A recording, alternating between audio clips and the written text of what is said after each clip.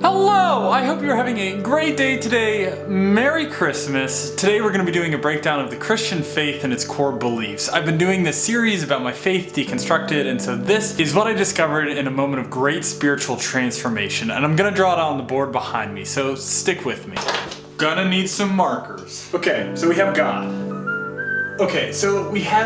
And what we need to do is we need to get away from the idea that God is some white guy with a big beard and a cushy robe sitting on some throne in heaven. You see, because God is so much more than that. He's larger than our minds can comprehend. He can't be contained within our limited perception of this existence. The reason there's no proof of God is that he can't be condensed within our limited empirical system of evidence. We have to open our minds to the fact that he is so much larger than we can even fathom. In the book of John, it reads that whoever does not know love does not know God, because God is love. And love is something that doesn't really fit inside of our empirical system either. It's hard to quantify, but yet we still see it in people's actions and beliefs and behaviors, just like God. Okay, so here we have God. He is holy, he is perfect, he is eternal, and he is all-powerful and all-knowing. And over here, we have humanity. God created the universe and everything in it, and he has a plan for everything, a perfect plan. Humanity is God's most beloved creation. He made us the stewards of all that he created, and he wanted us too to be perfect, to abide by his perfect plan. But,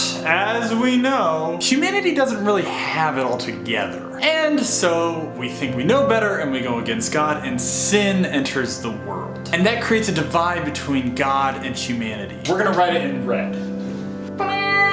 Sin. Now, sin means that we simply fall short of God's perfect plan. We miss the mark. It means choosing ourselves over him, our own desires over what God desires. And if you know anything about the Bible, you know how vast sin is. How many things there are that are counted as sin. There's like a ton of them. Sin is super easy, and that sucks for us. The Old Testament does an incredible job of showing how vastly different we are from God, how high that standard is set, and how unattainable it is for us. God, being this all-knowing parent figure, knows what's best for us. But of course, we think we have it all figured out. As the scriptures say, the wage of sin is death, so anyone that sins is committed to being punished with death. If you sin just once, that's the game. Sound impossible? Yeah, it is. We can try to get to God through good works and having good morals and values and, practicing a religion and being spiritually educated, but all those efforts fall short. See, this is the divide, and here's our attempts of getting to God with good morals, works, and religion. They just don't quite make it. And the reason those all fall short is because those are man-made constructs, and man is inherently broken, and so therefore those constructs are also broken. Man can't create anything perfect because we ourselves are not perfect. Humanity is broken. We are sinful by nature, and because of that, there is nothing we can do to make it to God on our own. But God knew this, and he had a plan. While he is unable to dwell with us because we are not holy and we're not perfect, he sent his only son into the world to experience what we go through. That's Jesus. Jesus was God, but he was also a man. He had emotions, and he laughed, and he cried, and he had the whole human experience. So here we have humanity, broken, sinful, imperfect, and the wage of sin is death. But Jesus was perfect. He did not sin. Sure, he was tempted by sin and all sins. That way, no human could ever say to God, "You do not know what I have been through." Jesus was tempted by all those things to get the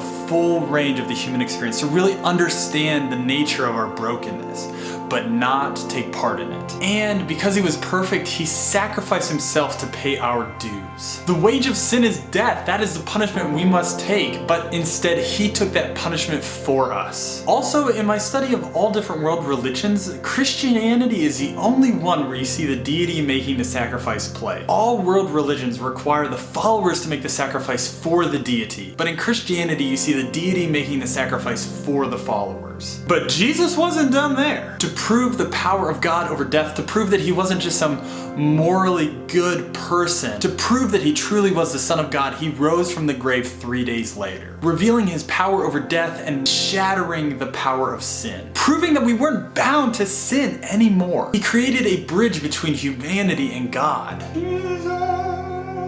Ta-da! bridge. He paid our debts in full. Humanity no longer had to abide by a law of unbelievably high standards, but could instead believe in Jesus, who paid the price for their sins. A relationship with God, a personal relationship with God, became available to everyone.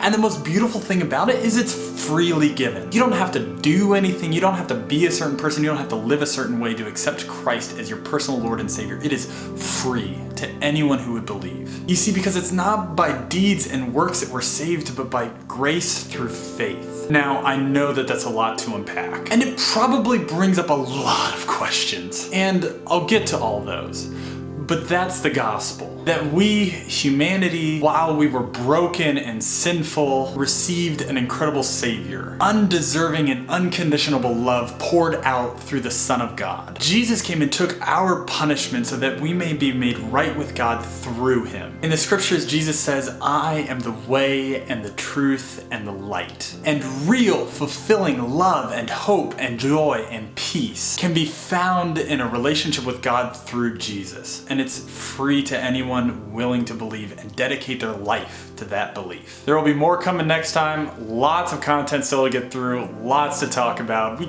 could go on for a long time. For a better world, I'm Brett James, and I'll see you tomorrow.